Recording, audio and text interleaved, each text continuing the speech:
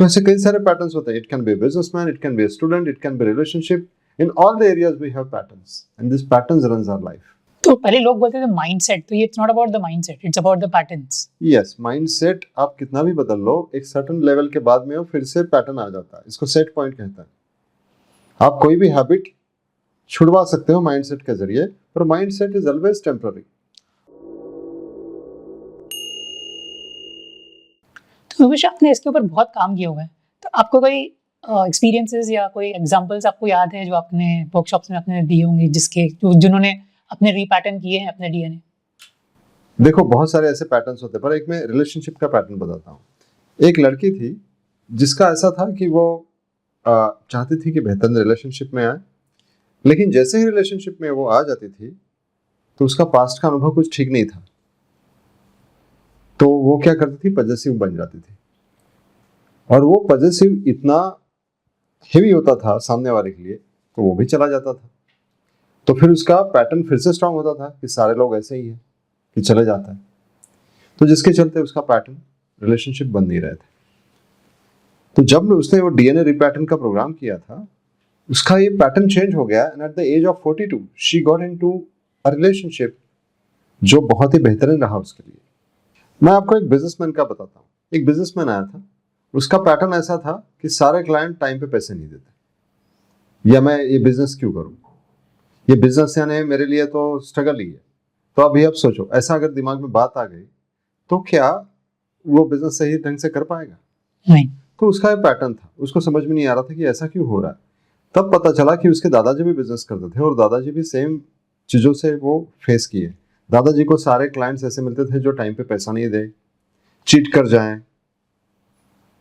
और कुछ ना कुछ ऐसे पंगे होते थे. ठीक है, अभी ये सारी बातें इसके डीएनए में आ गई और ये वो भी वैसे ही महसूस कर रहा है. तो जब ये क्लाइंट के साथ में डील करेगा ना, तो इसके दिमाग में बैक ऑफ द माइंड है कि ये क्लाइंट चीट करने वाला है. तो वो पेश कैसे करेगा, बिहेव कैसे करेगा कि एज इफ ये चीटर ही है. तो कोई अच्छा भी क्लाइंट उसके पास में आए तो भी उसके साथ में वो वैसा ही एकदम बिहेव करता था कि जिसके चलते वो क्लाइंट आगे जाके छोड़ ही देता था उसको.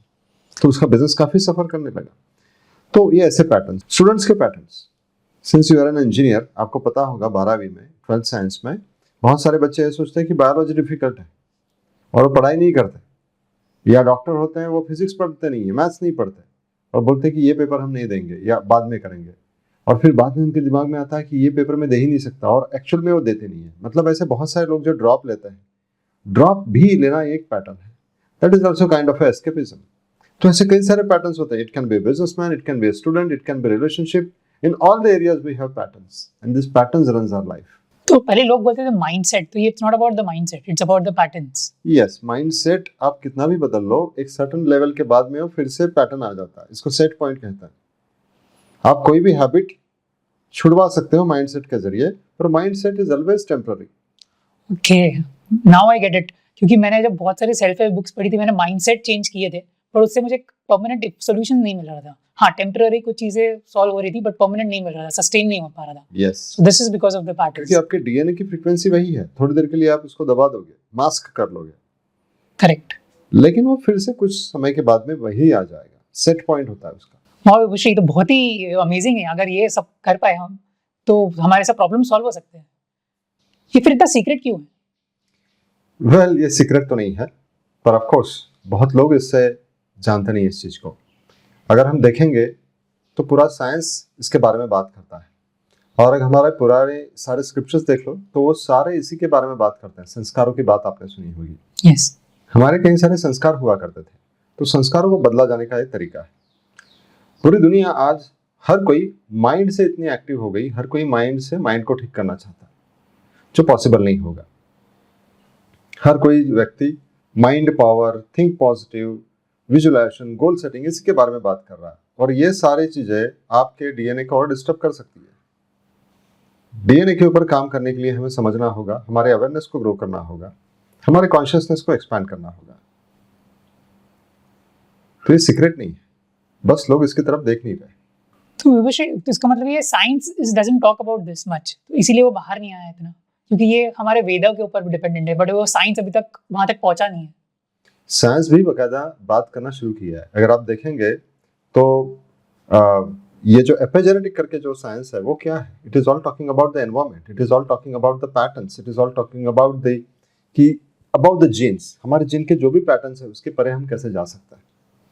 और यहाँ तक कि रशियन थ्योरी जो है वो कहते हैं कि certain sound, certain frequencies can change our DNA patterns.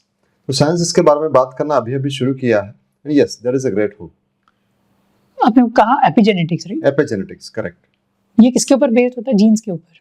Jeans. Epigenetics यानी एपीजेनेटिक्स। जेनेटिक्स पहले ये कहता था कि we are a victim of our jeans.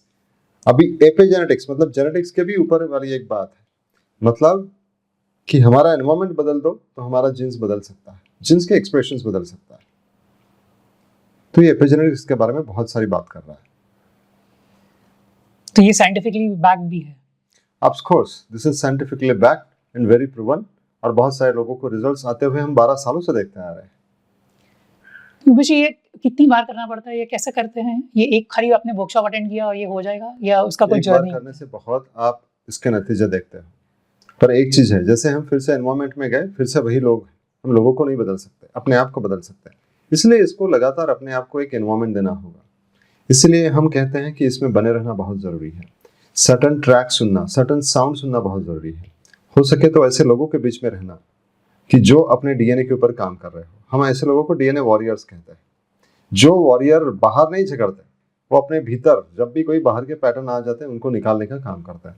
तो जब आप when you are in a such group of people, then it becomes very easy, then it becomes very prominent कि कैसे औरों के पैटर्न्स आपको दिखाई देते हैं, खुद के पैटर्न्स भी दिखाई देते हैं। You are not getting into judgement, आप यहाँ पे किसी को जज नहीं करते, पर एटलीस्ट इतना समझते हो कि भाई ये पैटर्न्स मेरे अंदर भी हो सकता है।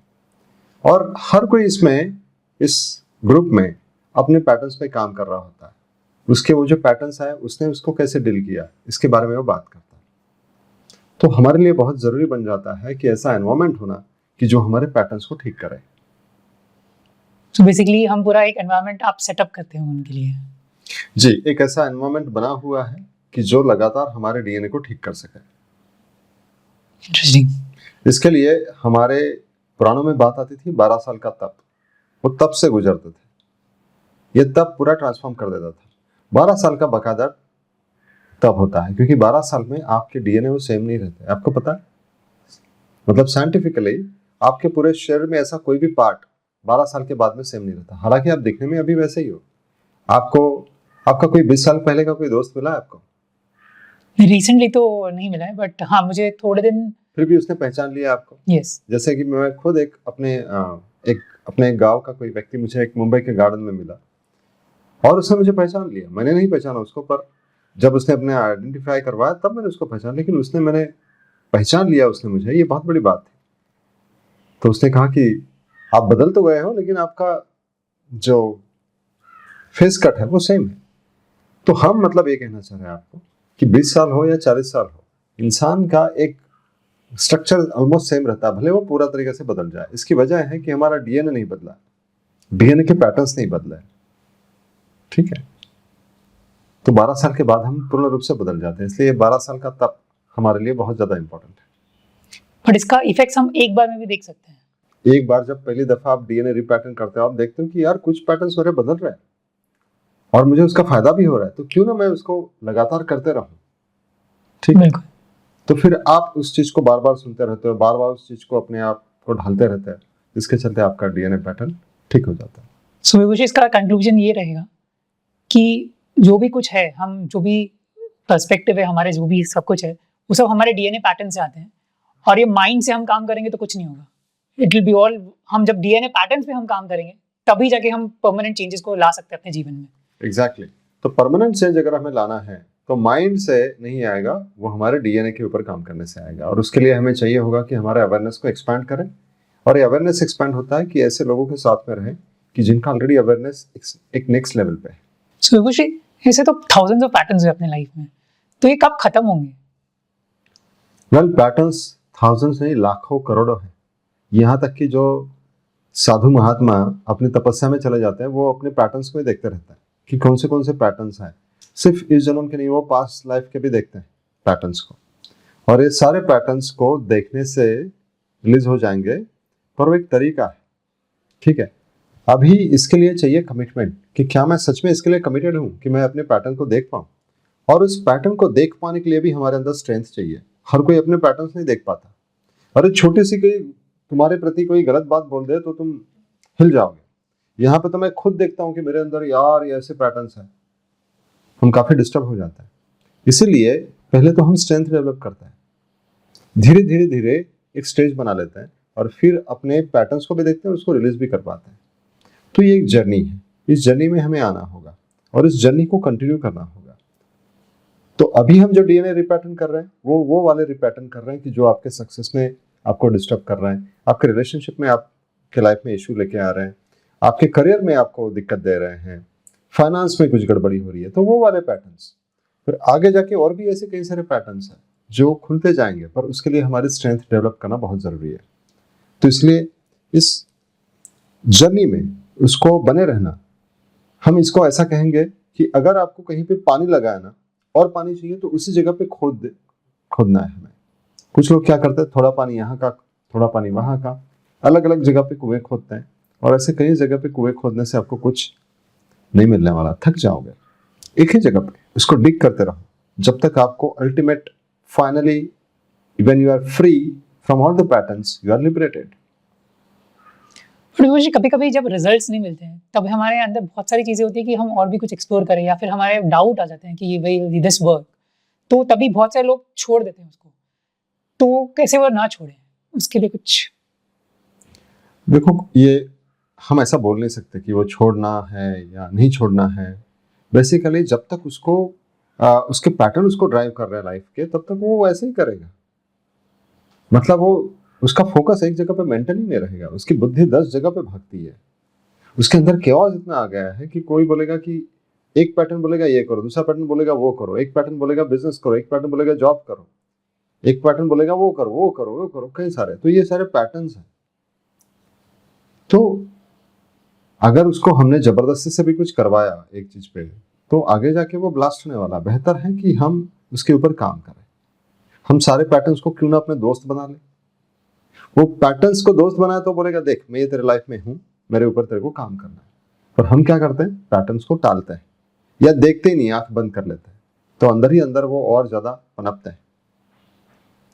तो मैं ये नहीं बोल रहा हूं आपको कि ऐसा नहीं करो वैसा करो, ऐसा कुछ नहीं करना है। हमें उन पैटर्न्स को एक्सेप्ट करना है। So our journey begins with accepting it. Okay, yes.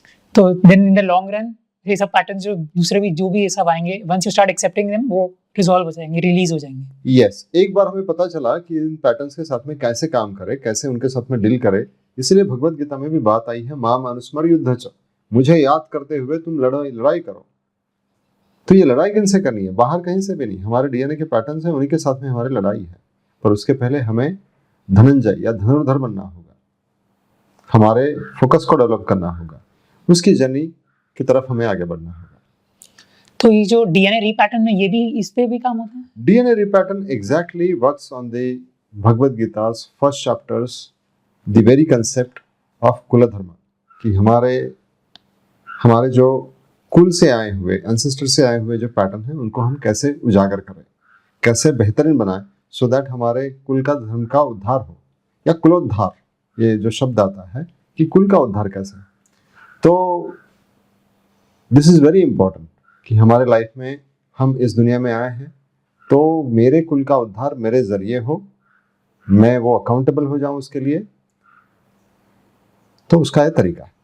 So Vibhushri, as we wrap up, क्या की टेक अवे आप देना चाहेंगे for the people who are struggling with DNA patterns, escapism?